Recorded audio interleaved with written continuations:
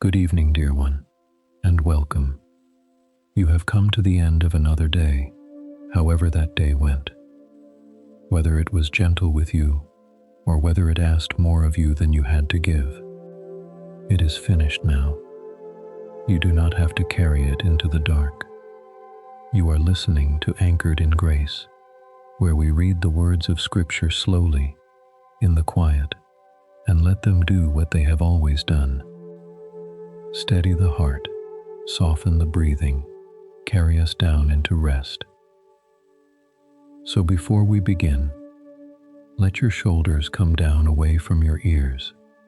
Let the weight of your head sink fully into the pillow, all of it. Do not hold any of it up. And breathe in slowly. Hold it a moment and let it go. Again, in and out. Slower than you think you need to. Tonight we are going to walk a road together. It is an old road, worn smooth by centuries of feet, running south out of the green hills of Galilee toward the city of Jerusalem.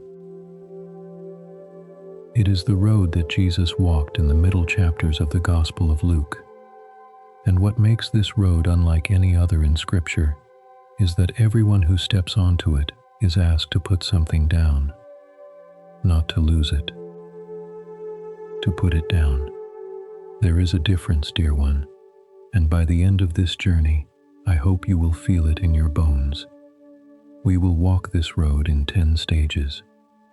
We will meet a man with nowhere to lay his head, a traveler beaten and left in a ditch, and a stranger who stopped, a woman who chose to sit still while the kitchen went untended, a friend knocking at midnight, ravens that do not sow and are fed anyway, a woman bent double for 18 years who stood up straight, and at every stage, something set down by the side of the road.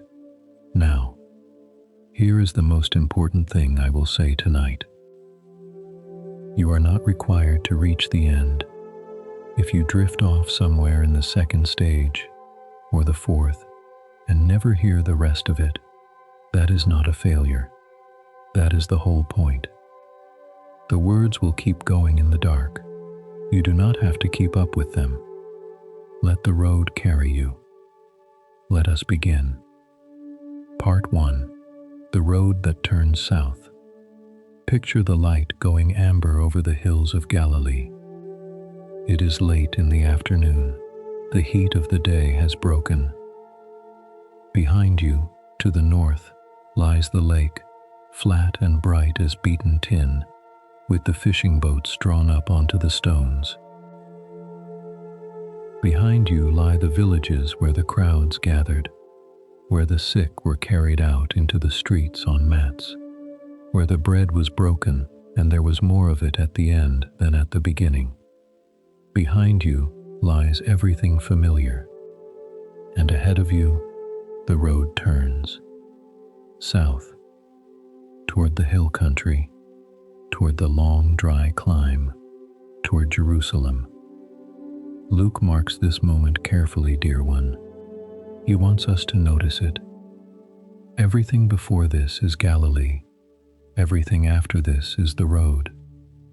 Listen now to the words from the Gospel according to Luke, the 9th chapter. It came to pass, when the days were near that he should be taken up, he intently set his face to go to Jerusalem, and sent messengers before his face. They went and entered into a village of the Samaritans, so as to prepare for him. They didn't receive him, because he was traveling with his face set toward Jerusalem. When his disciples, James and John, saw this, they said, "Lord, do you want us to command fire to come down from the sky and destroy them, just as Elijah did?" But he turned and rebuked them.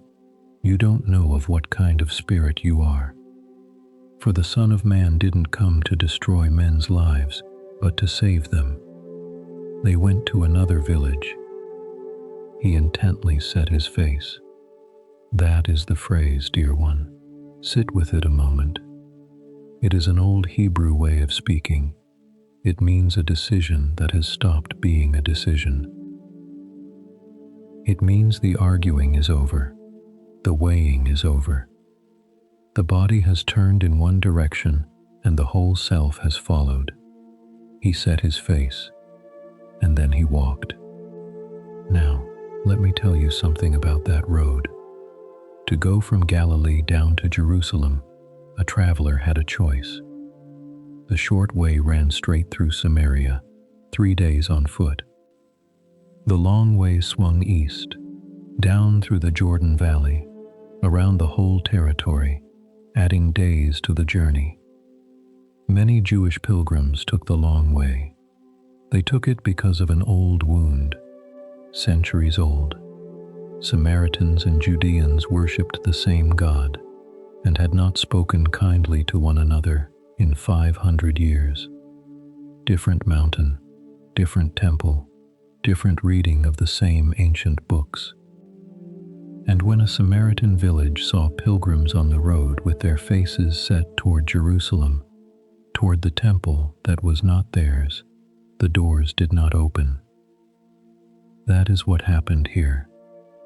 No room, no welcome, move along. And James and John, who had walked all day and were hungry and had just been humiliated in front of their teacher, said what tired people say, "Lord, shall we call down fire?" You may smile at that, but you have felt it. The flare of heat when a door closes in your face. The small hot wish that someone would get what is coming to them. It is a very human thing, dear one, and there is no use pretending otherwise at this hour of the night. And Jesus turned, and he rebuked them. Not the village, them. You do not know what kind of spirit you are of. And then Luke writes one of the quietest sentences in the whole gospel. They went to another village, that is all. No fire, no argument, no standing in the road demanding to be received. They simply kept walking and found somewhere else to sleep. Here is the first thing set down by the side of the road tonight, dear one. The need to be received, the need for the door to open. He put it down and kept walking. Think for a moment of the doors that have not opened for you, the invitation that never came, the room you were not asked into, the person who has still not written back.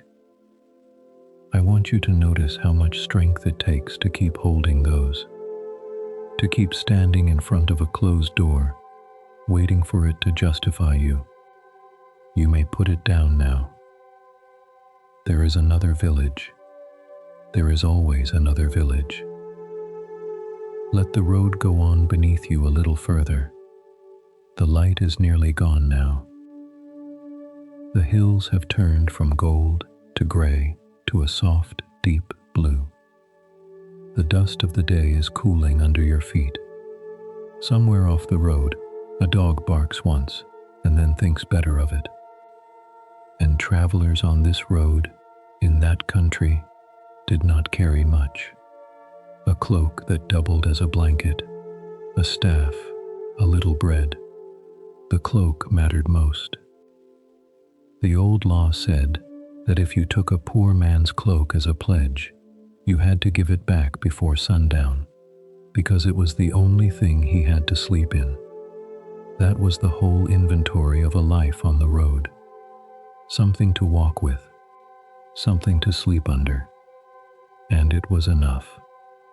Listen now to the words from the book of Psalms, the 121st Psalm. I will lift up my eyes to the hills. Where does my help come from? My help comes from the Lord, who made heaven and earth. He will not allow your foot to be moved. He who keeps you will not slumber. Behold, he who keeps Israel will neither slumber nor sleep. The Lord is your keeper.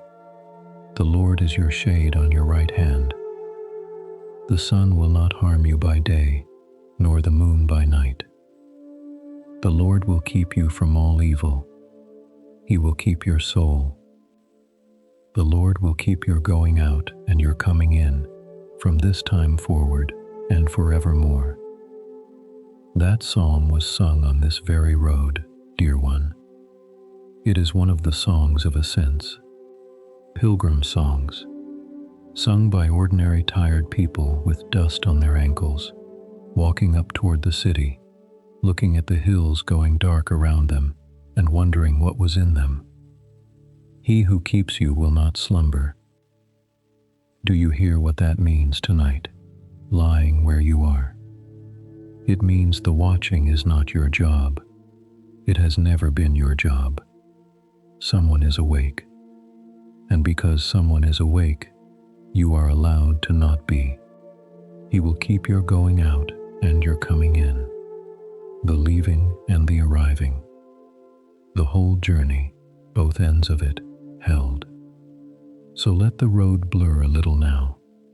Let the hills soften. You have walked far enough for one day. Behind you, Galilee.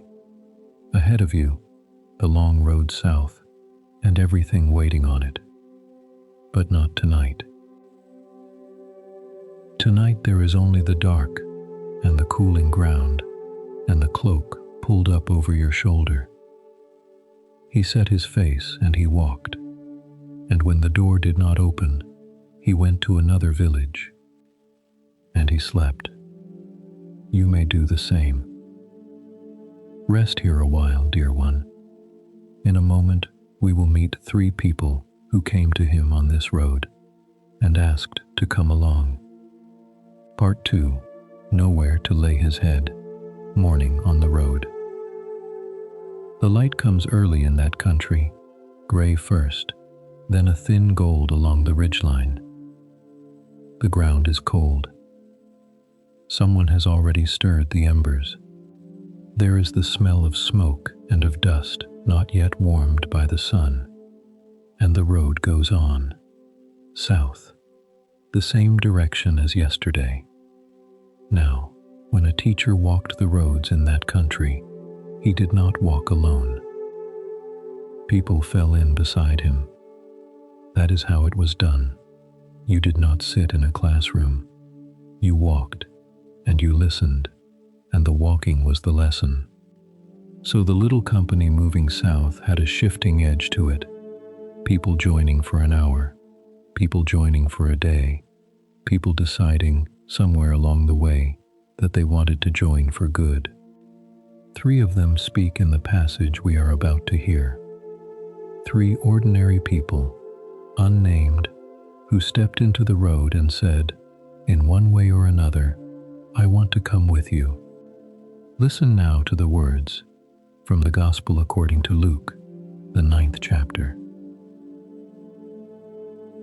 As they went on the way, a certain man said to him, I want to follow you wherever you go, Lord. Jesus said to him, The foxes have holes, and the birds of the sky have nests, but the Son of Man has no place to lay his head.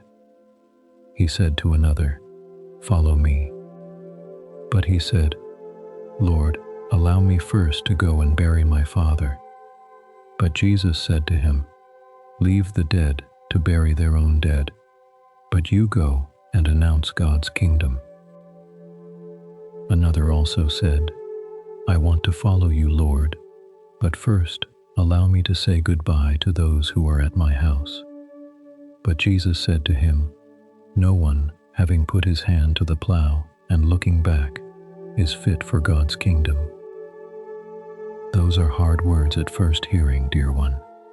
Let us walk with them slowly and let them soften. They are not as cold as they sound. Start with the first man. I will follow you wherever you go. He is eager. There is nothing false in him that we can see. And Jesus does not say no. Notice that. He never says no to any of these 3. He simply tells the man the truth about the road. The foxes have holes, The birds of the sky have nests, but the Son of Man has nowhere to lay his head. Think of what he is naming. Out in those hills, the jackals and the foxes had their dens in the rock, worn smooth by generations of the same animals. The birds built in the thorn scrub and under the eaves of the village houses. Every creature in that landscape had a place that was its own. A hollow, a ledge, somewhere to return to when the light went. And he did not. He is not scolding the man. He is being honest with him, which is a rarer kindness. He is saying, before you say wherever, you should know that wherever includes nights with no roof. And here is what I want you to hear underneath that, dear one. He knew what it was to have no bed. Whatever your own bed is like tonight, however unfamiliar, however much you would rather be somewhere else, under some other roof, in some other season of your life. He has been there. He is not a stranger to a hard night. Now the second man. And this is the one that troubles people most, so let us take some care with it. Lord, let me first go and bury my father. To bury your father was, in that world, the most sacred duty a son had. It came before nearly everything. The rabbis taught that a man was released from other religious obligations while a death was in his house, because burying the dead came first. Nobody would have argued with this man. Everybody would have said, of course, go. And there is something else worth knowing. Burial in that country happened fast, usually the same day. But the mourning did not end there. A year later, the family would return to the tomb and gather the bones into a small stone box, and that second burial closed the grief. A year. Some scholars have wondered whether that is what this man meant. Let me first go home and see this all the way through, which could mean, give me a year. Either way, dear one, the word to sit with is not the word about the dead. It is the word first. Let me first. It appears in the second man's answer, and again in the third man's answer. First, and then I will come. You know that word. I have known it too. First, let me get through this stretch at work. First, let me get the house sorted. First, let the children get a little older. First, let me feel a little stronger than I feel right now, and then I will rest. Then I will pray. Then I will let myself be loved. And the first never comes, does it? Because behind every first, there is another one waiting. That is the second thing set down by the side of the road tonight. The word first. The long line of conditions we put between ourselves and our own peace. Set it down. Not tomorrow. Here, in the dark. You do not have to finish anything before you are allowed to rest. And now, the third man, with the plow. No one who puts his hand to the plow and looks back is fit for the kingdom. To hear this properly, you have to see the plow. It was not the heavy iron thing you may be picturing. It was light, wooden, a single handle, guided with one hand, while the other hand held the goad for the oxen.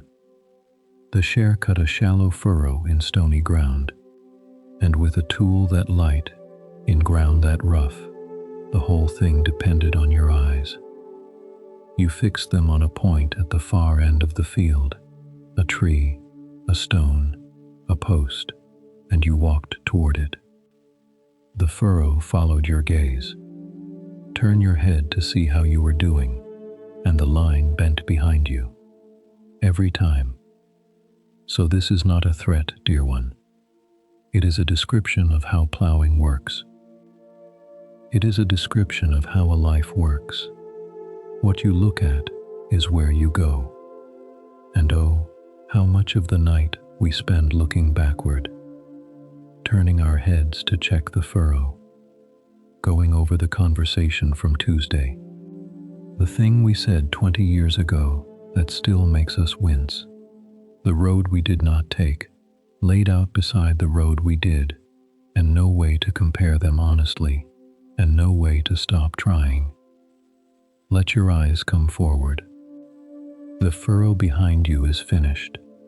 It cannot be straightened by staring at it in the dark. Look at the far end of the field. Or better, tonight, simply close your eyes altogether and let the field keep for morning. 3 people on a road, one who did not know what he was asking for, one who wanted to wait until things were settled, one who kept looking over his shoulder, and every one of them recognizable. Every one of them somewhere in us. And notice, dear one last time. Luke never tells us what any of them decided. The passage simply ends. No verdict, no account of who came and who went home. The road stays open. Listen now to the words from the Gospel according to Matthew, the 11th chapter. Come to me, all you who labor and are heavily burdened, and I will give you rest. Take my yoke upon you and learn from me, for I am gentle and lowly in heart, and you will find rest for your souls. For my yoke is easy and my burden is light. The same voice, dear one, the one who said the Son of Man has nowhere to lay his head, is the one who says, Come to me and I will give you rest. Those 2 sentences belong to the same person. He is not offering you a comfortable road. He is offering you rest on it. Those are different gifts, and the second one is the better one, because it goes where you go. I am gentle and lowly in heart. Say nothing back. Just let the sentence lie there beside you. Gentle and lowly, and in no hurry with you at all. The sun is high on the road now, but you do not have to walk in it. Stay where you are. Let the little company go on ahead a while. They will not get far without you. In a moment, 72 of them will be sent out ahead down this same road, carrying almost nothing. And we will see what happened to them. Rest now, dear one. Part 3. Sent out carrying almost nothing.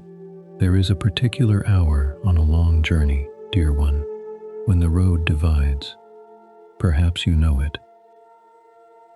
The moment when the company you have been walking with spreads out, and people begin taking different paths toward different villages, and the road that was crowded a moment ago has only a few figures left on it, getting smaller. That is where we are now. Somewhere along this southward road, Luke tells us, a large group was sent out ahead. Not the 12, a wider circle. 70 of them in some old manuscripts, 72 in others, which is the kind of small difference that copyists made over centuries and which does not change anything that matters. A good number of ordinary people, paired off, sent down the road ahead of him. Listen now to the words from the Gospel according to Luke, the 10th chapter. Now after these things, the Lord also appointed 70 others, and sent them 2 by 2 ahead of him into every city and place where he was about to come. Then he said to them, The harvest is indeed plentiful, but the laborers are few. Pray therefore to the Lord of the harvest, that he may send out laborers into his harvest. Go your ways. Behold, I send you out as lambs among wolves. Carry no purse, nor wallet, nor sandals. Greet no one on the way. Into whatever house you enter, first say, "Peace be to this house."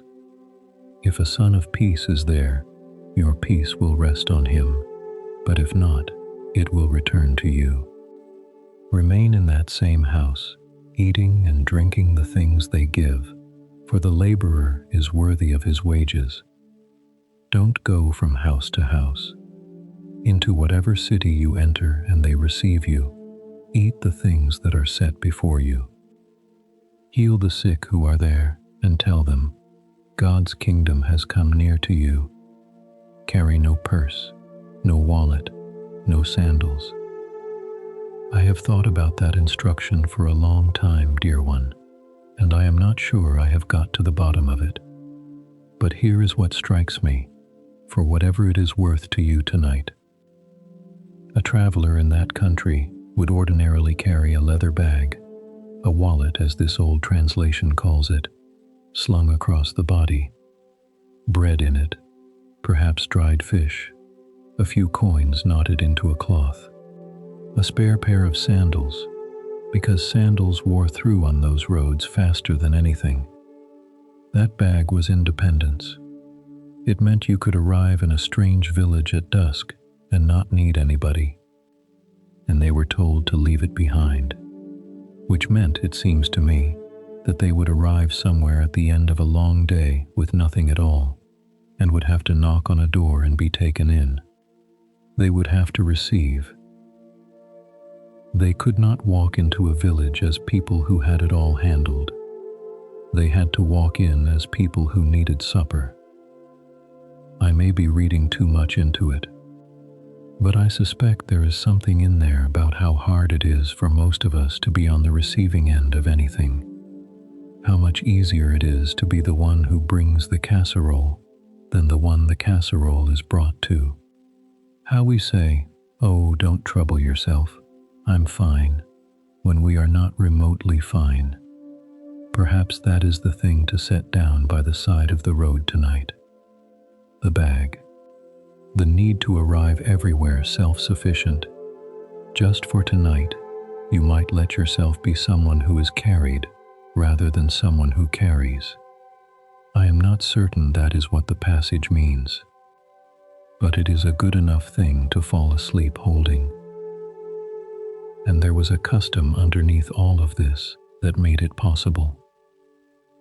Hospitality in that part of the world was not a nicety. It was close to a sacred obligation. A stranger at your door in the evening was given water for his feet, and a place at the table, and a corner of the floor to sleep on. You did not ask him for his credentials first. The whole system of travel rested on it. So when they were told, "Say peace be to this house," they were stepping into something people already understood. Shalom to this house. Not merely quiet, wholeness, everything in its place, nothing missing and nothing broken.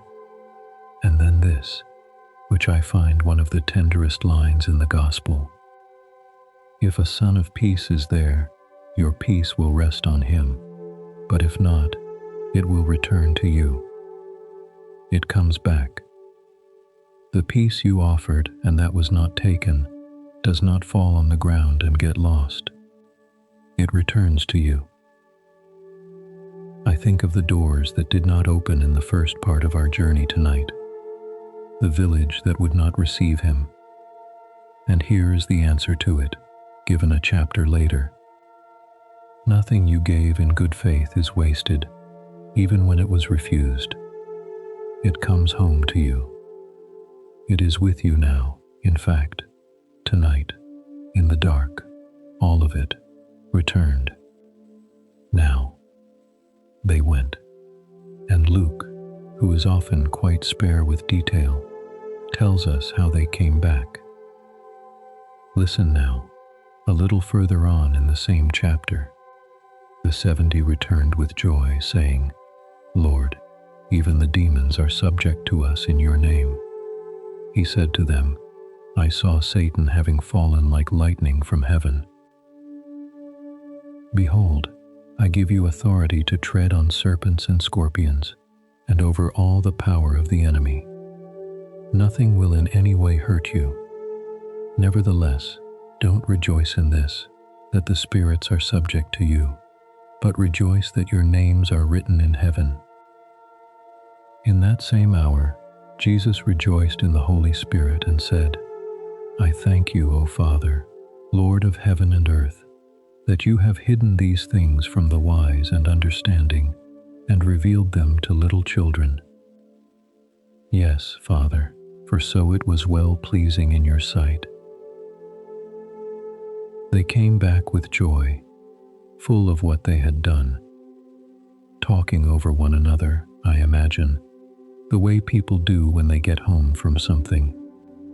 And he does not dampen it. He lets them have their joy, but he moves it gently onto firmer ground. Do not rejoice that this worked. Rejoice that your names are written. Sit with that difference a moment, dear one, because I think it may be the whole of tonight. One kind of joy depends on the day going well, on the results being good, on you having been useful, competent, equal to it. That joy is real, but it goes up and down with the week. The other kind rests on your name being known, which does not move at all. It was true on the days you did everything right, and on the days you got through by hiding in the car for 10 minutes. It is true tonight, whatever kind of day this was. Your name, written down, somewhere far above the road. And then, Luke says, Jesus rejoiced. It is one of the very few times we are told outright that he was glad. And what made him glad was that these things had come not to the clever, but to little children, which is a comfort at this hour, I find, because nobody is clever at midnight. Nobody understands very much lying in the dark with the day behind them, and apparently that is not a disadvantage. Apparently that is closer to the right position than any of us manage in daylight. So let yourself be a child on this road, dear one, not responsible for the harvest, not carrying the bag, just walking, and then not even walking, just lying still, under whatever roof you have, with your name written somewhere you will never have to check. The evening comes down over the villages, small lamps in small windows, doors opening, here and there, to people who arrived with nothing. Rest here a while. In a moment we will go further down this road, to the steep stretch that runs from Jerusalem toward Jericho, where a man was left in a ditch, and someone unexpected stopped. Part 4. The one who stopped. We come now to a stretch of road that everyone in that country knew by reputation, dear one. It runs from Jerusalem down to Jericho, 17 miles or so, and down is the right word. It falls something like 3,000 feet along the way, out of the cool hill country into the deep hot valley near the Dead Sea. It is bare country, limestone and dust, ravines cutting away on either side. Blind corners where the road bends around a shoulder of rock, and you cannot see what is on the other side until you are already there. Travelers went in groups when they could. Later generations called it the Bloody Way, and it kept that name for centuries. Hold that landscape in mind. The heat coming up off the stone, the silence, the sense of being a long way from anyone. Now listen to the words from the Gospel according to Luke, the 10th chapter. Behold, a certain lawyer stood up and tested him, saying, "Teacher, what shall I do to inherit eternal life?" He said to him, "What is written in the law? How do you read it?" He answered, "You shall love the Lord your God with all your heart, with all your soul, with all your strength, and with all your mind, and your neighbor as yourself." He said to him, "You have answered correctly. Do this, and you will live." But he, desiring to justify himself, asked Jesus, "Who is my neighbor?" Desiring to justify himself. Luke is not unkind about this man, but he is honest. The lawyer knows the answer already. He recites it perfectly. What he wants is a boundary. He wants to know where the obligation stops, so that he can be sure he is inside it. I think most of us understand him better than we would like to. There is only so much of us to go around. We would all like to know the edges. And instead of an edge, he is given a story. Jesus answered, "A certain man was going down from Jerusalem to Jericho, and he fell among robbers, who both stripped him and beat him, and departed, leaving him half dead. By chance a certain priest was going down that way. When he saw him, he passed by on the other side. In the same way a Levite also, when he came to the place and saw him, passed by on the other side. But a certain Samaritan, as he traveled, came where he was. When he saw him, he was moved with compassion, came to him, and bound up his wounds, pouring on oil and wine. He set him on his own animal, brought him to an inn, and took care of him. On the next day, when he departed, he took out 2 denarii, gave them to the host, and said to him, "Take care of him. Whatever you spend beyond that, I will repay you when I return." Now which of these 3 do you think seemed to be a neighbor to him who fell among the robbers? He said, "He who showed mercy on him." Then Jesus said to him, "Go and do likewise." Let the story settle a moment before we say anything about it. It does most of its work on its own. Now, a few things about that road that the first hearers would have known without being told, and that we have to be told. Stripped and beaten. Those 2 details together mattered enormously. In that world, you could usually tell who a person was at a glance. Their clothing said their region, their trade, their standing. Their speech said the rest. A man stripped of his clothes and unconscious in a ditch had no identity left at all. You could not tell whether he was one of yours. He was simply a body by the road, which is, I suspect, rather the point. The lawyer asked who counts as a neighbor, and the story hands him a man with every marker of belonging removed. Then the priest, and then the Levite, both temple men, going down, which means going home from service in Jerusalem. Both passed by on the other side. People often assume they were being pious, avoiding a corpse and the ritual defilement that came with touching one. That may be some of it, though I would gently point out that the law made exceptions for the abandoned dead, and in any case the man was not dead. Honestly, dear one, I am inclined to think the reason is simpler and closer to home. They were tired. It was dangerous ground. Stopping cost something and they had no idea how much. The robbers might still have been near. It is very easy to keep walking when stopping is open-ended. I do not say that to condemn them. I say it because I have kept walking, and I imagine you have too. And then the third traveler. Remember where our journey began tonight. A Samaritan village that would not receive him.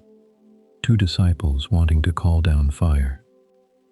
500 years of a wound between 2 peoples. And this is the one who stops. I want you to notice how slow the stopping is. Luke lays it out step by step, and the pace of it is part of the meaning. He came where he was. He saw. He was moved. He came to him. He bound up the wounds. He poured on oil and wine, oil to soften, wine for its bite of cleansing. Both of them things a traveler carried for himself, now used on someone else. Then he set the man on his own animal, which means he walked. Then the inn, then the night spent there. Then 2 denarii in the morning, about 2 days' wages for a laborer, enough for a good many nights of lodging. And then, whatever more it costs, I will settle it when I come back.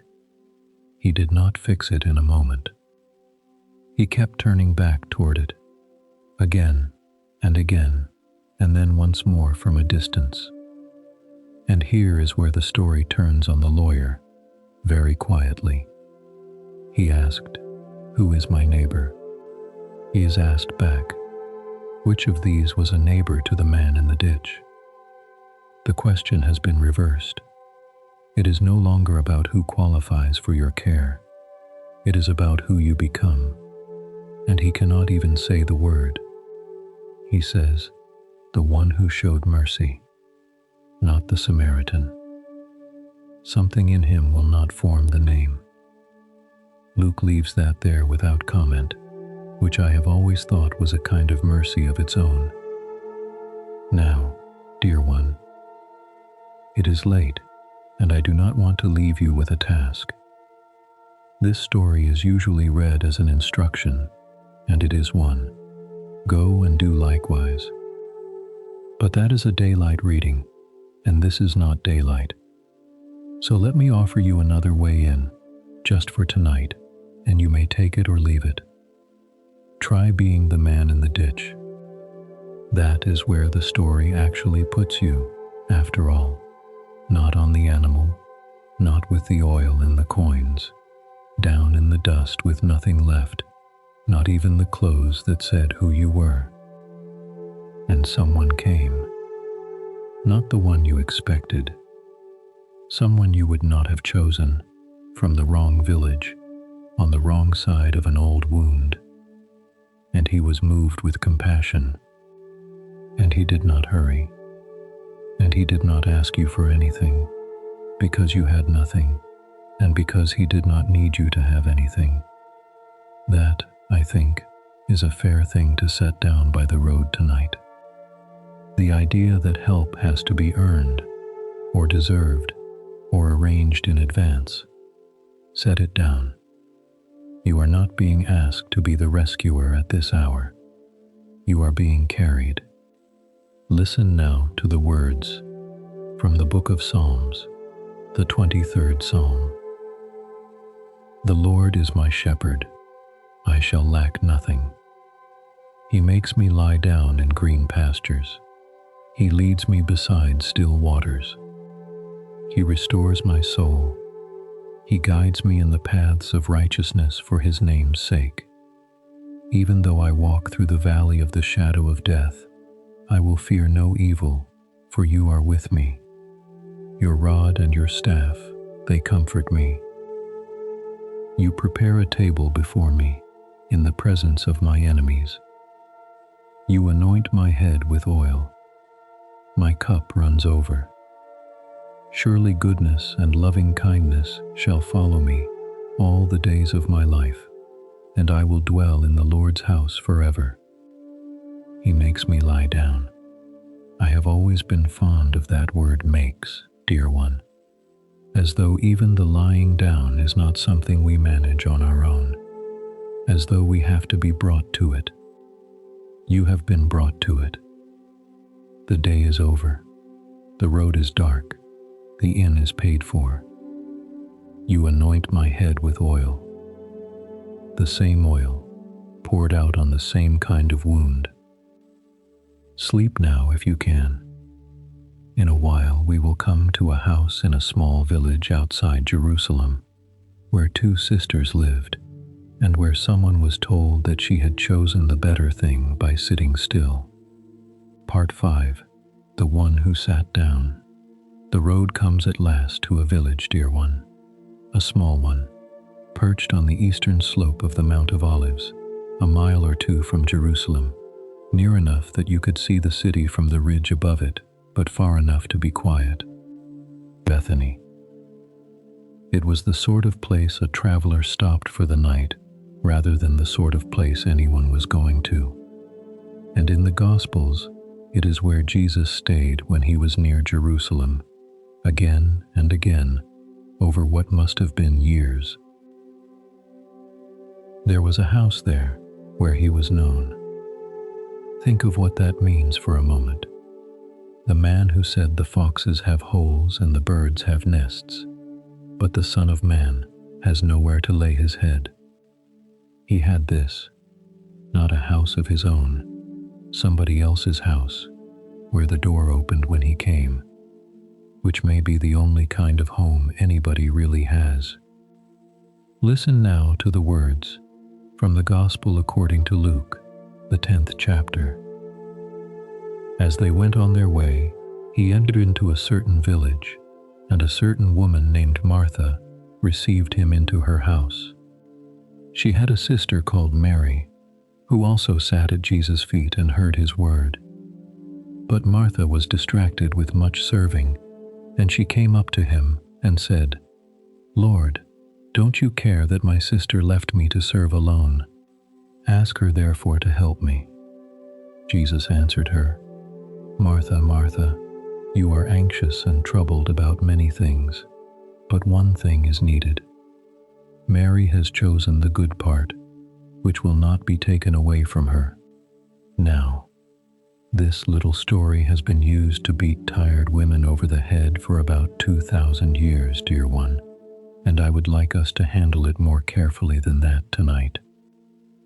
Start with Martha, because she deserves better than she usually gets. It is her house. Luke says so plainly. Martha received him into her house. She is the one who opened the door. Without her, there is no scene at all, no room, no evening, nobody sitting anywhere. And the serving she is doing is not fussing. A household in that world had no cold storage and no shops open in the evening. Bread was baked the day it was eaten. Water came from a well or a cistern, carried by hand.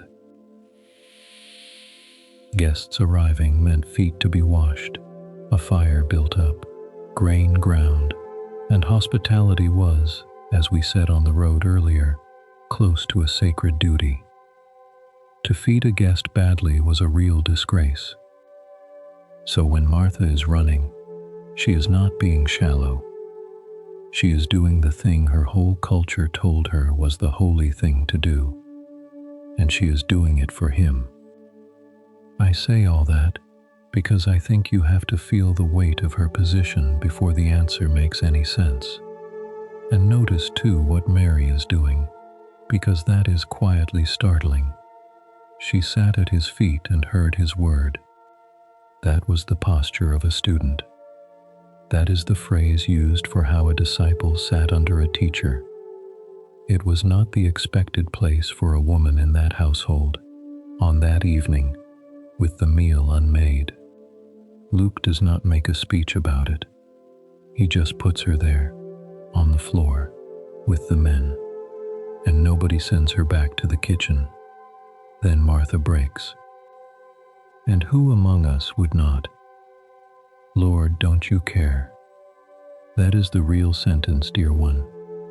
Not the request about Mary, the first 3 words. Don't you care? It is what comes out of a person who has been carrying something alone for longer than they can manage, and who has begun, quietly, to suspect that nobody has noticed. I imagine you know that sentence. Most people do, by a certain age. It usually arrives late in the evening, over something small, the dishes or the door left open, and it is never really about the small thing. And here is his answer. Martha, Martha, the name twice. I do not want to make too much of it, but that doubling is something Scripture does at moments of great tenderness. Abraham, Abraham, Simon, Simon, Saul, Saul. It is not the voice of someone about to scold. It is the voice of someone getting your attention gently, the way you would speak to a person who is spinning.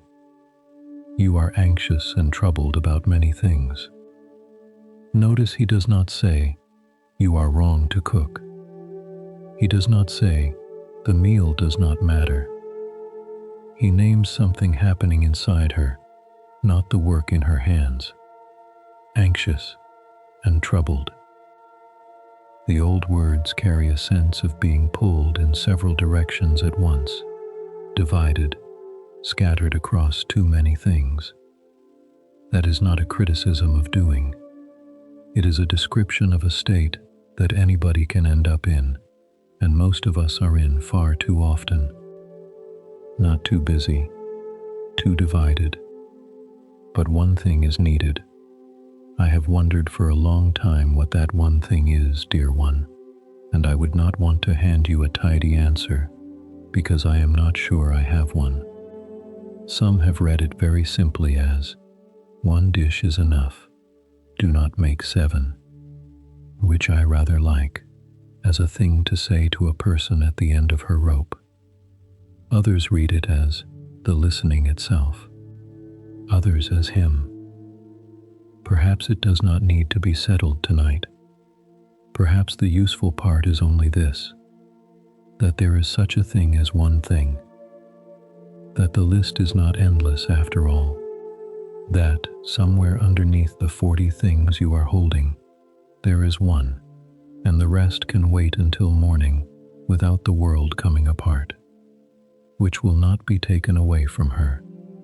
That is the phrase I would leave you with. Everything Martha was making would be gone by tomorrow, the bread eaten, the fire cold, the floor needing sweeping again. That is the nature of good and necessary work. It undoes itself, and you get up and do it once more. And what Mary was doing would not be taken. So here is the 5th thing set down by the side of the road, if you would like to set it down. The idea that you are only permitted to stop once everything is finished, because it will not be finished, dear one. Not tonight, not tomorrow either, most likely. The work of keeping a life going is the kind that comes back around. Waiting for the end of it before you rest is waiting for something that does not arrive. You are allowed to sit down in the middle of it. That is, I think, the permission being handed to Martha in her own kitchen, and I do not think it was ever meant to be a rebuke. Listen now to the words from the book of Psalms, the 46th Psalm. God is our refuge and strength, a very present help in trouble. Therefore we won't be afraid, though the earth changes, though the mountains are shaken into the heart of the seas. There is a river, the streams of which make the city of God glad, the holy place of the tents of the Most High. God is within her. She shall not be moved. God will help her at dawn. He says, "Be still, and know that I am God. I will be exalted among the nations. I will be exalted in the earth. The Lord of armies is with us. The God of Jacob is our refuge. Be still and know." The old word behind "be still" carries the sense of letting your hands go slack, loosening the grip, ceasing from the effort. It is not mainly about silence. It is about the arms coming down. Let your arms come down now, dear one.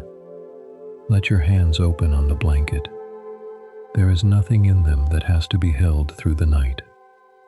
God will help her at dawn. Not now. At dawn. The help has its own hour, and it is not this one. This hour is only for lying still. The lamps are going out in the little house at Bethany. The meal, whatever it turned out to be, was eaten. Both sisters are asleep by now, and the one who had nowhere to lay his head is lying down under someone else's roof in a village that will not appear on most maps, and it is enough. Rest here a while. In a moment, someone will come knocking at a door at midnight, and we will see what happens. Part 6. One the Friend at Midnight. It is the middle of the night now, dear one. Not the evening, not the small hours before dawn when the birds start. The middle. That flat stretch of dark where the village is entirely silent, and the only sound is a dog somewhere, and the wind coming over the roofs. If you happen to be awake at such an hour yourself, you have come to the right part of the journey, because this is a story about knocking on a door at midnight, and I have always thought it was given to us for exactly the hour you might be lying in. But first, something quieter. Somewhere along this road, Luke tells us, Jesus was praying in a certain place, and when he stopped, one of the disciples asked him to teach them how. Listen now to the words from the Gospel according to Luke, the 11th chapter. When he finished praying in a certain place, one of his disciples said to him, "Lord, teach us to pray, just as John also taught his disciples." He said to them, "When you pray, say, 'Our Father in heaven, may your name be kept holy. May your kingdom come. May your will be done on earth as it is in heaven. Give us day by day our daily bread. Forgive us our sins, for we ourselves also forgive everyone who is indebted to us. Bring us not into temptation, but deliver us from the evil one." It is short. Have you noticed how short it is? Luke's version is shorter still than the one most of us learned. A handful of lines. You could say the whole of it in the time it takes to breathe in and out 4 times. And I find that a comfort at this hour, dear one, because it seems to me that whatever prayer is, it is evidently not something that requires you to be eloquent, or awake particularly. There is no long approach in it, no throat clearing. It begins with Father, and it is underway. Give us day by day our daily bread. That line has a texture to it that is easy to lose. In that world, bread was baked daily because it went hard by the second day. A poor household ground the grain that morning for the bread that evening. There was no pantry stacked deep. The supply arrived at the rate you needed it and not faster. And the prayer does not ask for that arrangement to change. It does not ask for the year's supply at once. It asks for today's. I wonder whether that is worth setting down by the road tonight. The wish to have the whole thing secured in advance. To know how the next 12 months are going to be provided for before you can sleep tonight. I feel that wish very strongly myself, and I am not going to pretend it is easy to put down. But the prayer we have been given asks only for the one day, perhaps because that is the only size a person can actually carry. And then the story. He said to them, "Which of you, if you go to a friend at midnight and tell him, 'Friend, lend me 3 loaves of bread, for a friend of mine has come to me from a journey, and I have nothing to set before him,' and he from within will answer and say, 'Don't bother me. The door is now shut, and my children are with me in bed. I can't get up and give it to you?' I tell you, although he will not rise and give it to him because he is his friend, yet because of his persistence, he will get up and give him as many as he needs. I tell you, keep asking, and it will be given you. Keep seeking, and you will find. Keep knocking, and it will be opened to you. For everyone who asks receives. He who seeks finds. To him who knocks, it will be opened. Which of you fathers, if your son asks for bread, will give him a stone? Or if he asks for a fish, he won't give him a snake instead of a fish, will he? Or if he asks for an egg, he won't give him a scorpion, will he? If you then, being evil, know how to give good gifts to your children, how much more will your heavenly Father give the Holy Spirit to those who ask him? Now, dear one, you need to see that house to feel this story properly. A village house of the ordinary sort was one room, sometimes with a raised platform at one end where the family slept and the animals brought in below at night. The door was barred with a wooden beam laid across it, which was awkward and noisy to lift, and everyone slept together on mats on that platform, parents, children, all of them, in the one space. So when the man inside says, "The door is shut and my children are with me in bed, I cannot get up," he is not being lazy. He is saying, "If I move, everybody wakes." Any parent hearing this would have laughed in recognition. And on the other side of the door, a man who is not in trouble himself. Notice that. He is not hungry. A traveler has arrived at his house, late, the way travelers did on these roads, and he has nothing to give him. And in a village where hospitality was everything, having nothing to set before a guest was not a small embarrassment. It was a failure that the whole village would know about by morning. So he goes out into the dark and knocks.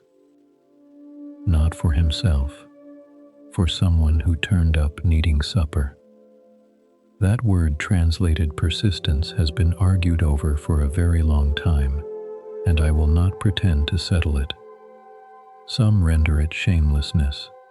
Some read it as being about the sleeper's own reluctance to be shamed in a village where everyone would hear of it.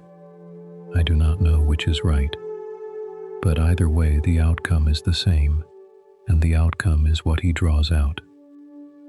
The door opens, the bread comes, and then he pivots, and this is the part I would most like you to carry into sleep. He does not say, "God is like this reluctant neighbor." He says the opposite. If even a man barred in with his sleeping children will finally get up, how much more? The argument runs from the smaller thing to the greater. The neighbor is not the picture of God. The neighbor is the low bar that God clears without effort, and then the three little pairings, bread and a stone, a fish and a snake, an egg and a scorpion. They are not random. Along that lake shore, there were small round stones, the exact color of a loaf. There were eels in the water that a child might not tell from a fish at a glance. And a pale scorpion with its legs and tail curled in has, I am told, roughly the size and shape of an egg.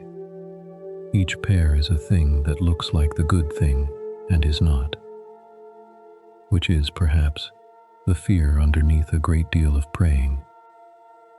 Not that nothing will come, that the wrong thing will come, wearing the shape of the right one.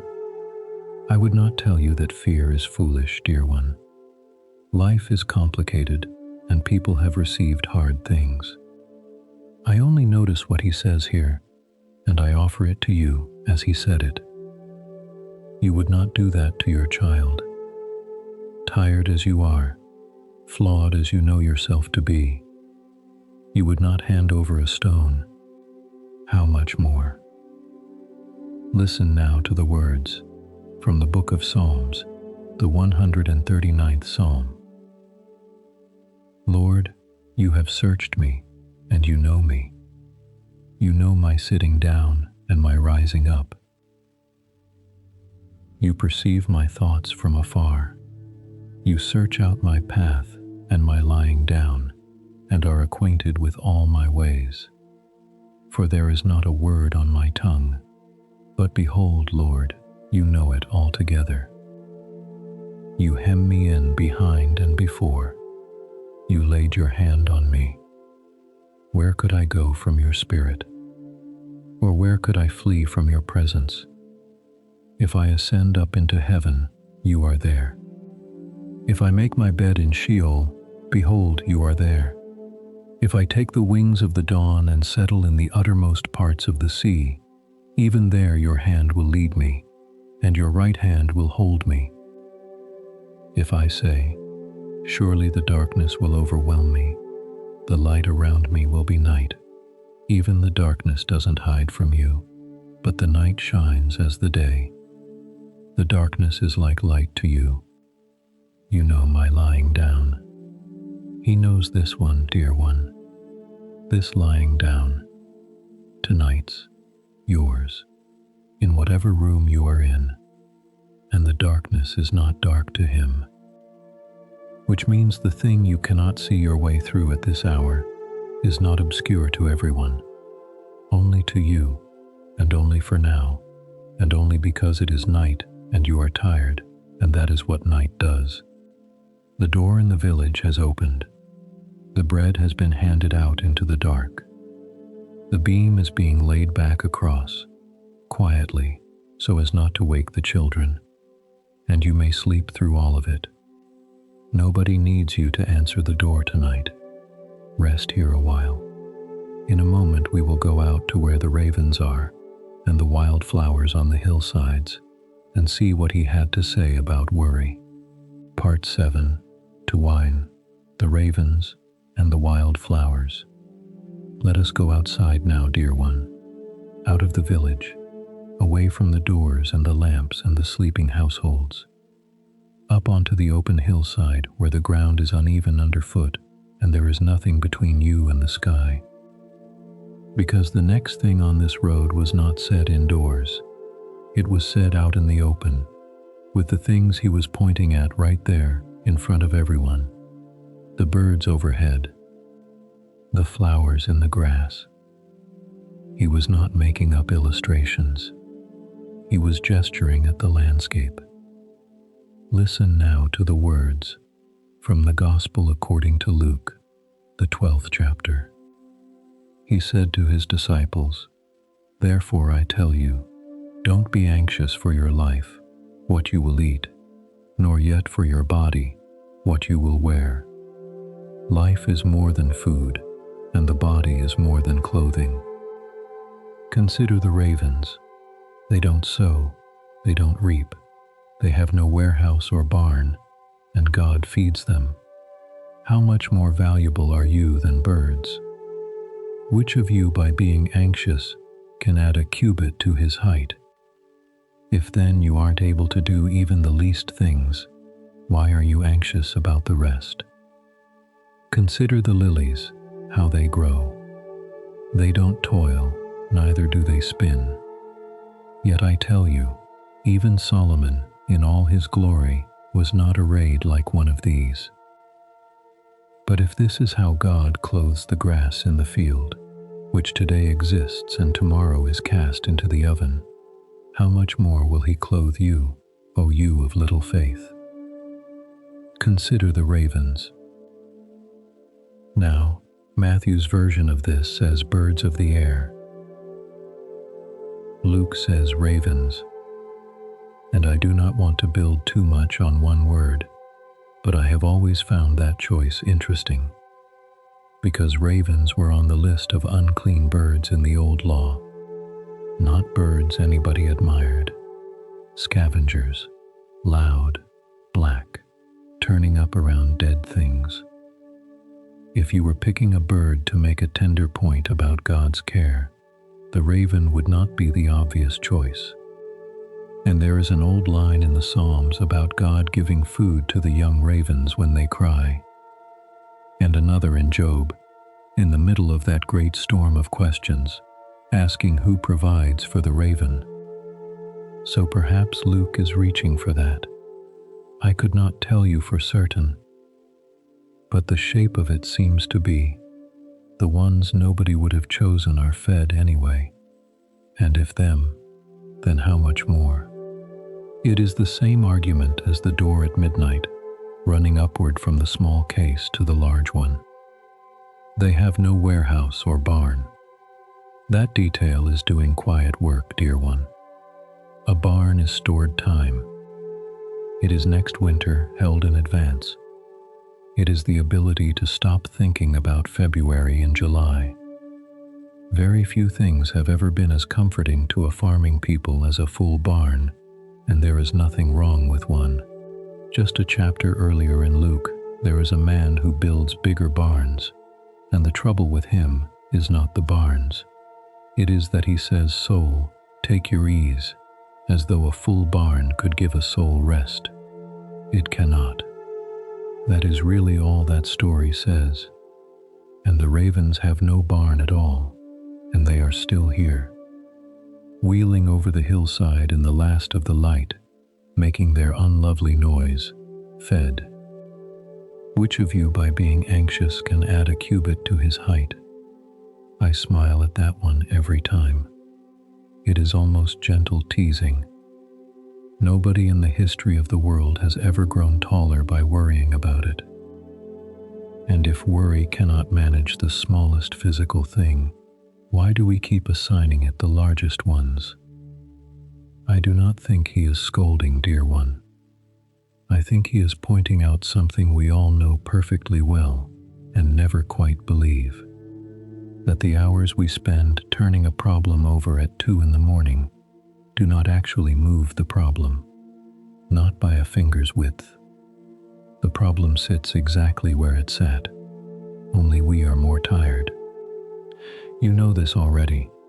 I am not telling you anything new, but sometimes a thing you know needs saying aloud in a quiet voice at the right hour. Consider the lilies.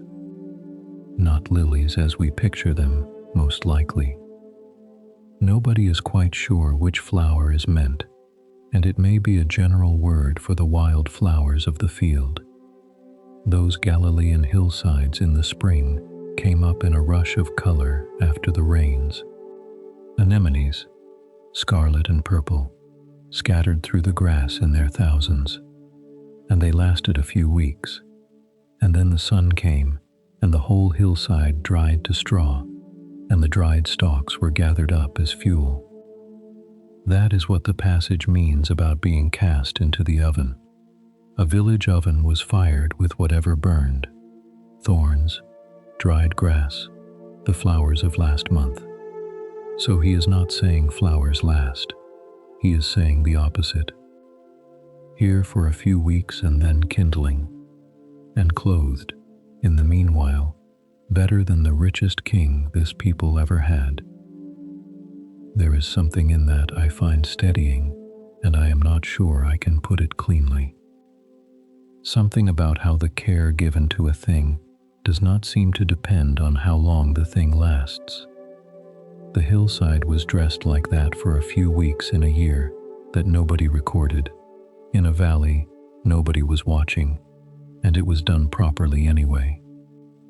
Let us hear the rest of it.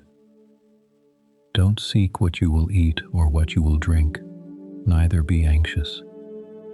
For the nations of the world seek after all of these things, but your Father knows that you need these things. But seek God's kingdom, and all these things will be added to you. Don't be afraid, little flock, for it is your Father's good pleasure to give you the kingdom. Sell that which you have, and give gifts to the needy. Make for yourselves purses which don't grow old, a treasure in the heavens that doesn't fail, where no thief approaches and no moth destroys. For where your treasure is, there will your heart be also. Don't be afraid, little flock. Say that one to yourself, dear one. Little flock. It is such a small, fond way to speak. Not an army, not a movement. A little flock, which is a thing that gets lost easily and knows it and is not scolded for knowing it. Your Father knows that you need these things. That is what I would like to leave in the dark with you tonight. Not a demand to stop worrying. You cannot stop worrying by being told to. It has never worked once. Only this, that the needing is already known. You do not have to explain your situation from the beginning. You do not have to make the case tonight, or set out the reasons, or be articulate about any of it. It is known. It was known before you lay down. So here is the seventh thing to set down by the side of the road: the barn. The need to have next winter secured before you are allowed to close your eyes tonight. Put it down. The ravens are asleep by now too, somewhere up in the rocks, with nothing put by, and morning will find them just as it always has. Listen now to the words from the letter of Peter, the first letter, the 5th chapter.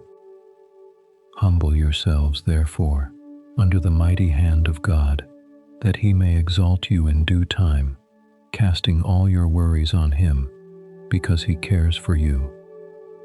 Casting, throwing them off, the way you would throw a heavy pack off your shoulders at the end of a day's walking, not setting it down carefully where you can reach it again. Throwing it, because he cares for you.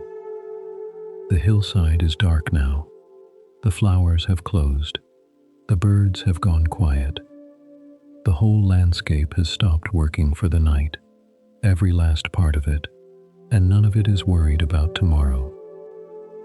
You may join them. Rest here a while, dear one. In a moment we will come to a house where the servants are waiting up for their master to come home from a wedding, and something unexpected happens when he arrives. Part 8.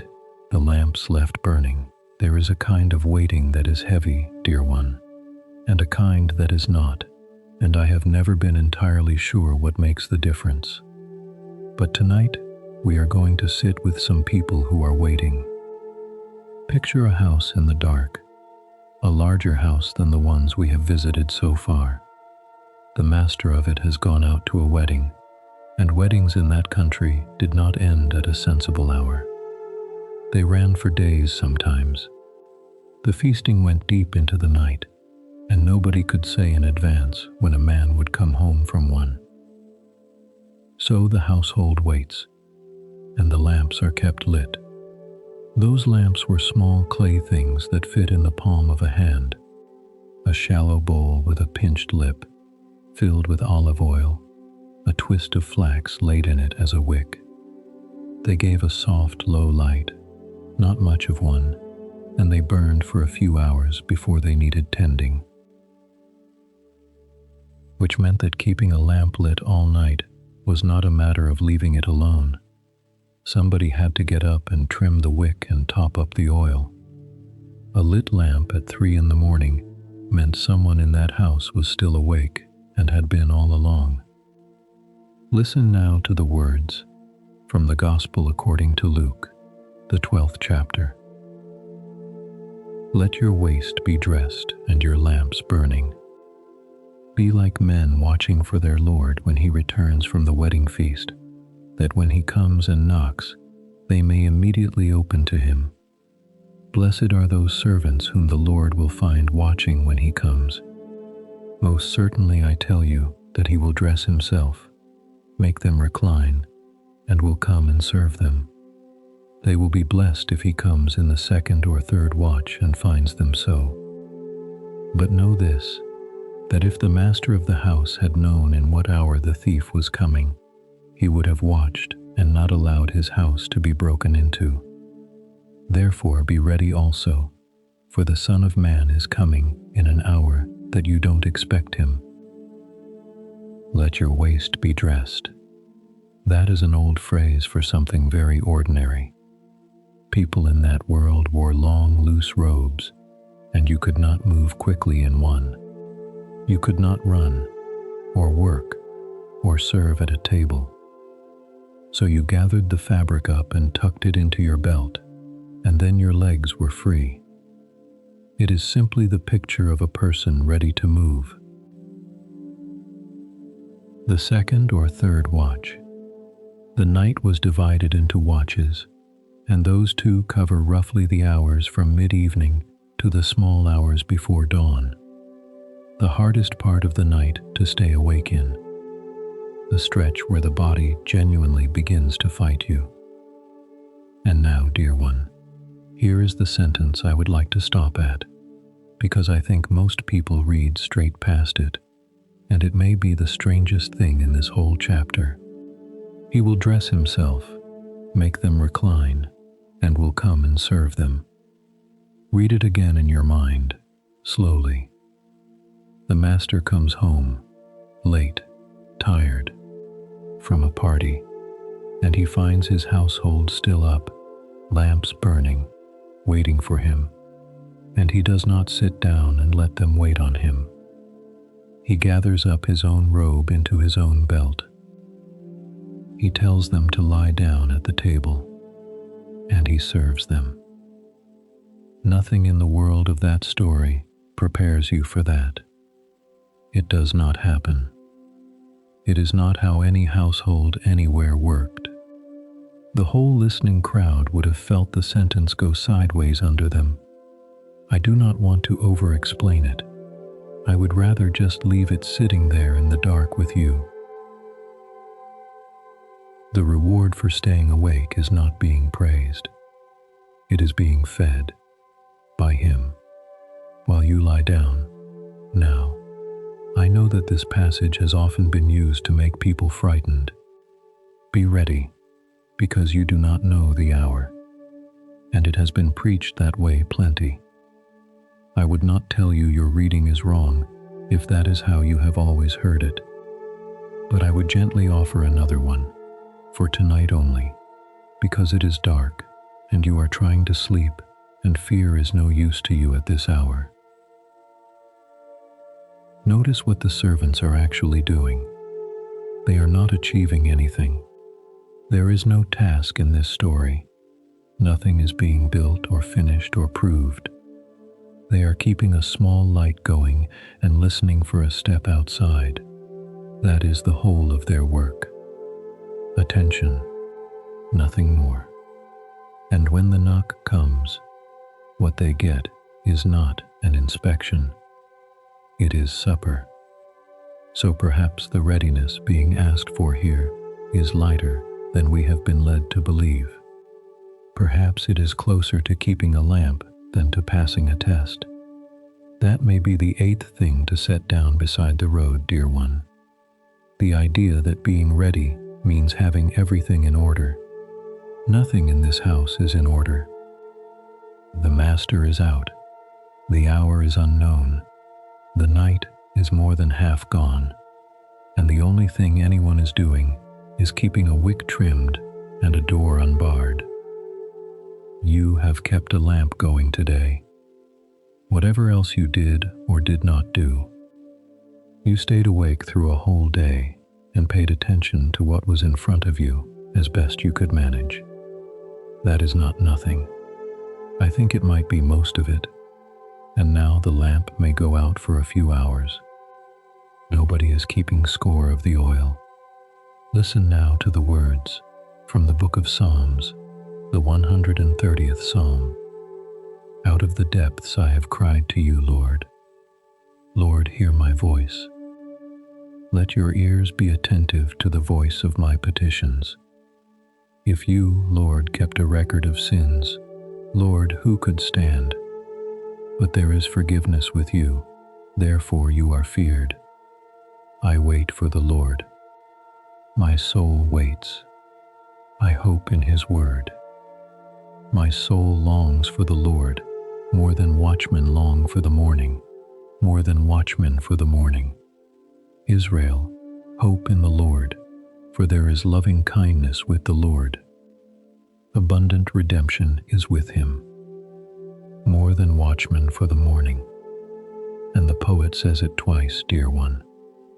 More than watchmen for the morning. More than watchmen for the morning. As though once was not enough to carry the weight of it. As though the line itself is tired and has to lean on the wall a moment. Anyone who has been awake at the wrong hour knows that longing. The way you start listening for birds.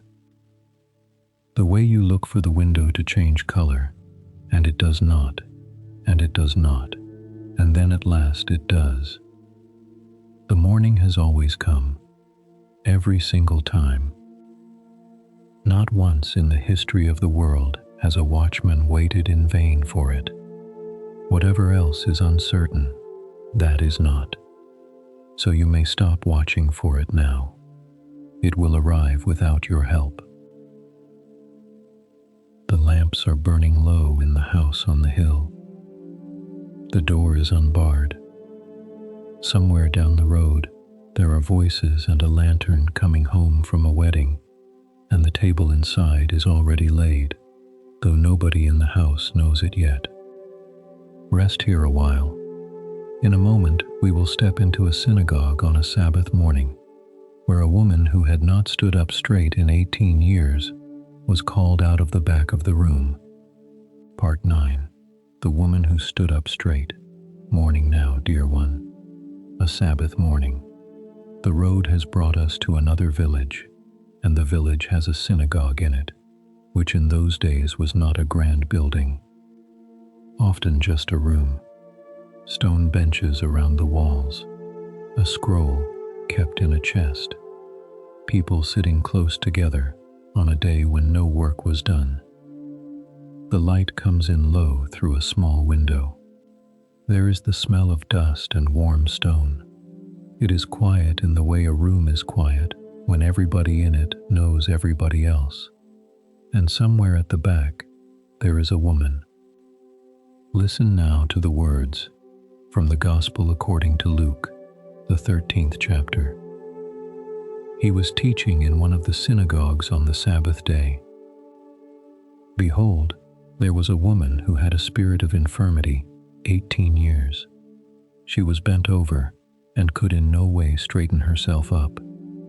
When Jesus saw her, he called her and said to her, "Woman, you are freed from your infirmity." He laid his hands on her, and immediately she stood up straight and glorified God. 18 years. Let that number sit a moment before we go on. Luke did not have to tell us. He could have said, a woman who was bent over. He gives us the years. 18 years is long enough for a child to be born and grow up and leave the house. Long enough that nobody in that village remembered her standing. Long enough that she would have stopped expecting anything, I should think, because 18 years of hoping is more than most people can sustain. And think about what that condition would have meant for her day by day. Bent over, unable to straighten, which means her whole field of vision was the ground. Feet, stones, the hem of her own robe. To see anybody's face, she would have had to twist her head sideways and up. For 18 years, she had not simply looked at another person the ordinary way. And she came to the synagogue anyway. That is the detail I keep returning to. She was there. On a Sabbath morning, in a room where she could see nothing but the floor and everyone's ankles, she had come. Nobody made her. She was not going to be called on. She came and sat at the back and listened. I find that quietly remarkable, dear one, and I do not want to make it into a lesson. I only notice it. 18 years of showing up to a room where nothing had ever changed for her. When Jesus saw her, he called her. She did not ask. In most of these stories, somebody asks. They shout from the roadside, or push through a crowd, or get lowered through a roof by their friends. Not here. Here he is in the middle of teaching, and he stops, and he sees somebody at the back who has not said a word, and he calls her forward. "Woman, you are freed from your infirmity." And then he laid his hands on her, which meant coming down to where she was, because she could not come up to where he was. And immediately she stood up straight. Imagine the first thing she saw. Not the floor, the ceiling beams, the window, the faces of people she had known for 18 years and had only ever seen from below. The whole room at once, level, the way everybody else had it all along. And she glorified God, Luke says, which I take to mean she said something out loud right there, in the middle of the service. And then, because this is how the world goes, somebody objected. The ruler of the synagogue, being indignant because Jesus had healed on the Sabbath, said to the multitude, "There are 6 days in which men ought to work. Therefore come on those days and be healed, and not on the Sabbath day." Therefore the Lord answered him, "You hypocrites! Doesn't each one of you free his ox or his donkey from the stall on the Sabbath and lead him away to water? Ought not this woman, being a daughter of Abraham whom Satan had bound 18 long years, be freed from this bondage on the Sabbath day?" As he said these things, all his adversaries were disappointed, and all the multitude rejoiced for all the glorious things that were done by him.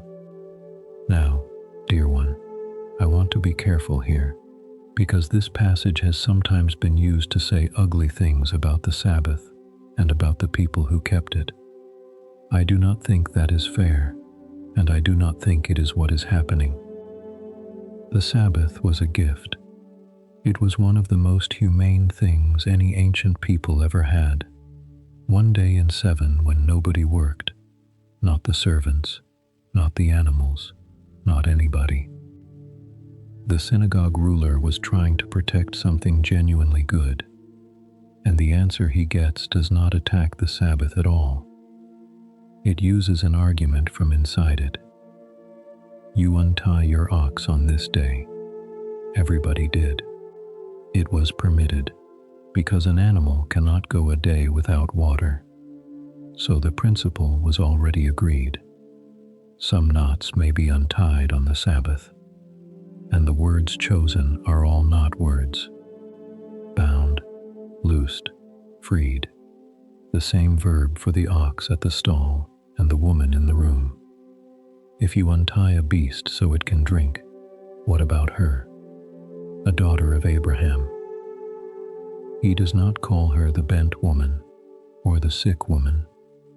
He gives her the title of full belonging in front of the entire village on the morning she got her height back. So what shall we set down beside the road tonight? Perhaps this: the suspicion that rest has to be earned, or scheduled, or deserved by having done enough first. The synagogue ruler's instinct, which was not a wicked instinct, only a narrow one. Come back on a working day and get what you need. Not now, not on the day set aside. And the answer given was, no, now. On the day of rest is exactly when a thing gets untied. That seems worth carrying into sleep, dear one. You are lying down at the end of a day, which is the closest thing most of us get to a Sabbath anymore. And if something in you has been bent for a long time, this is not the wrong hour to bring it. This is the hour. The untying happens on the day of rest. That is what the day is for. I do not promise you that 18 years will resolve tonight. I would not say such a thing to you. Some things stay bent for a long time, and I will not pretend otherwise in the dark. where pretending is no comfort at all. But she came to the room, year after year, seeing nothing but the floor. And then one ordinary morning, not one she had marked in any way, she was called out of the back. Listen now to the words from the book of Psalms, the 145th Psalm.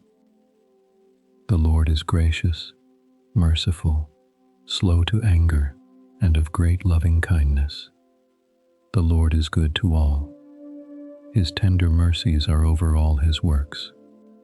The Lord upholds all who fall, and raises up all those who are bowed down. The eyes of all wait for you. You give them their food in due season. You open your hand and satisfy the desire of every living thing. The Lord is near to all those who call on him, to all who call on him in truth. He raises up all those who are bowed down. The very same picture, dear one, written 1,000 years before that Sabbath morning.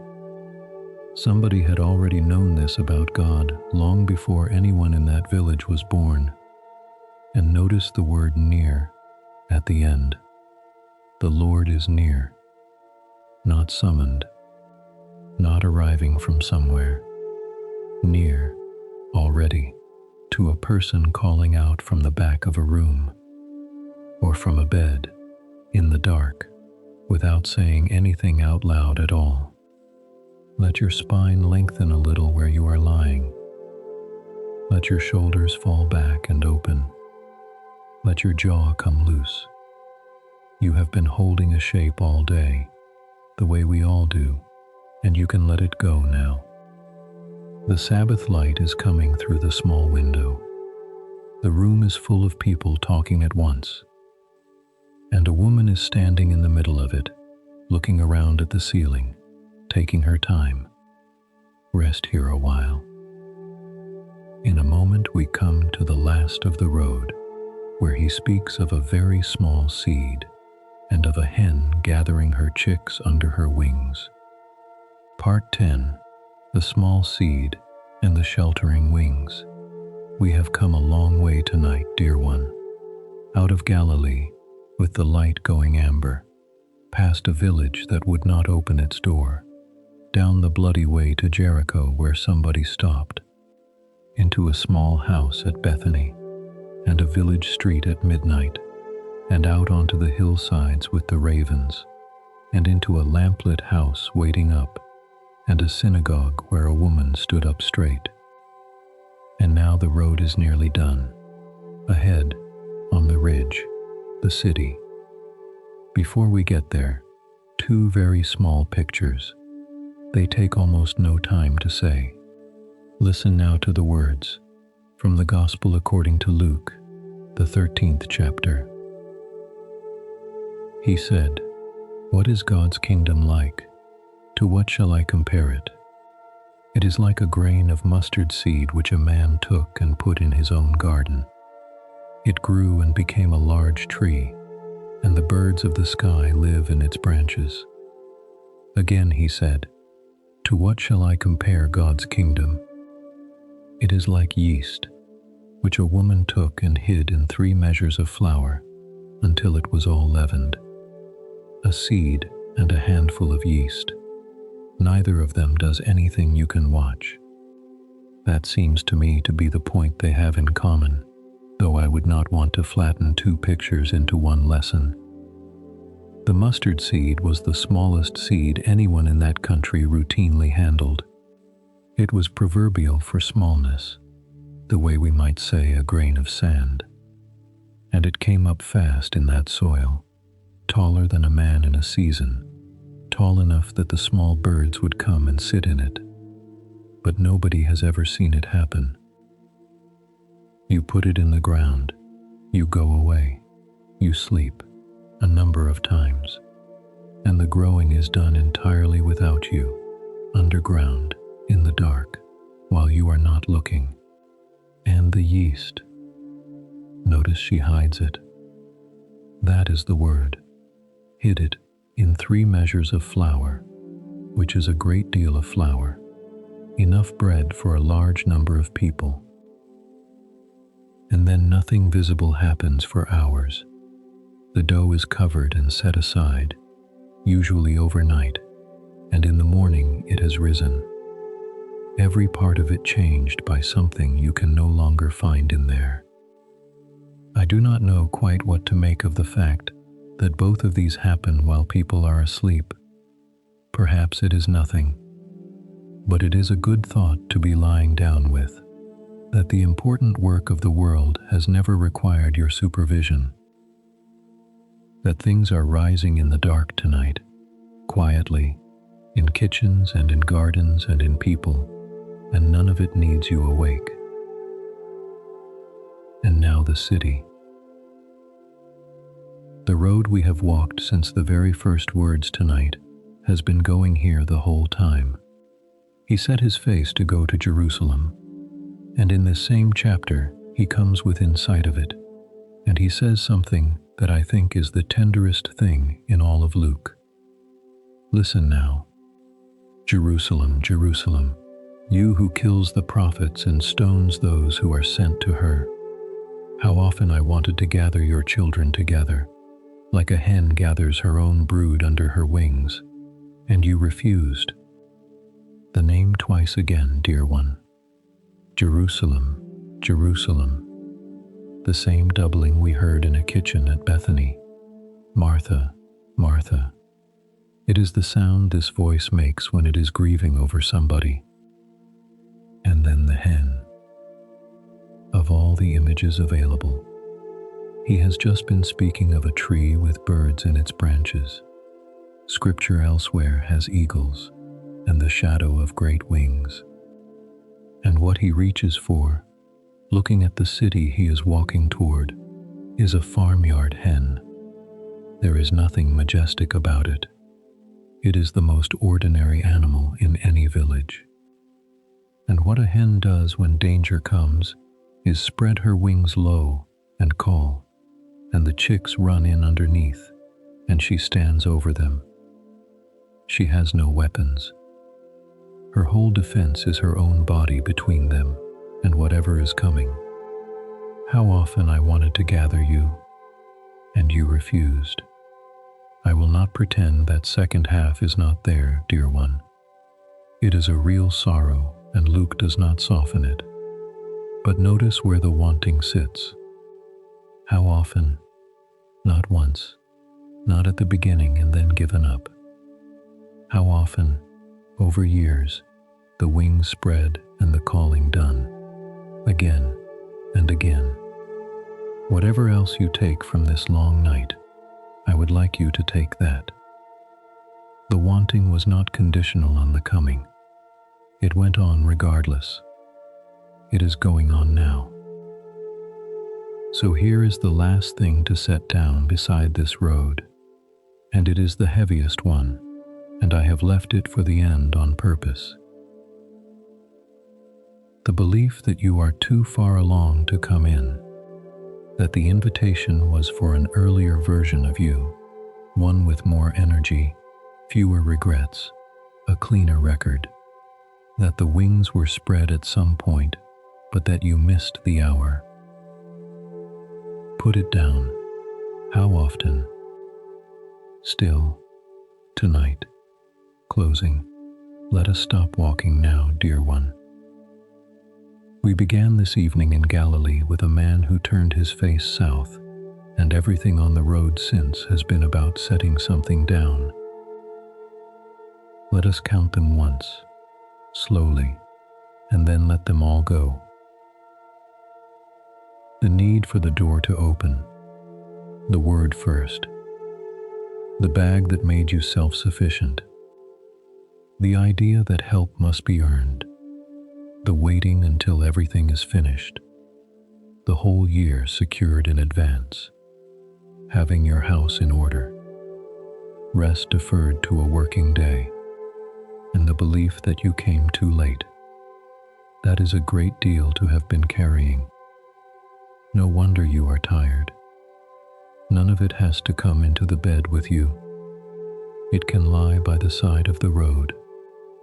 If you want any of it back in the morning, it will still be there. It always is. But it does not get tonight. Let your breathing slow, in and out. Nothing to hold, nothing to watch for. Listen now to the last words of the night from the book of Psalms, the 4th Psalm. In peace I will both lay myself down and sleep, for you alone, Lord, make me live in safety. In peace I will lay myself down and sleep. You alone make me dwell in safety. And one more, dear one, from the letter to the Philippians, the 4th chapter.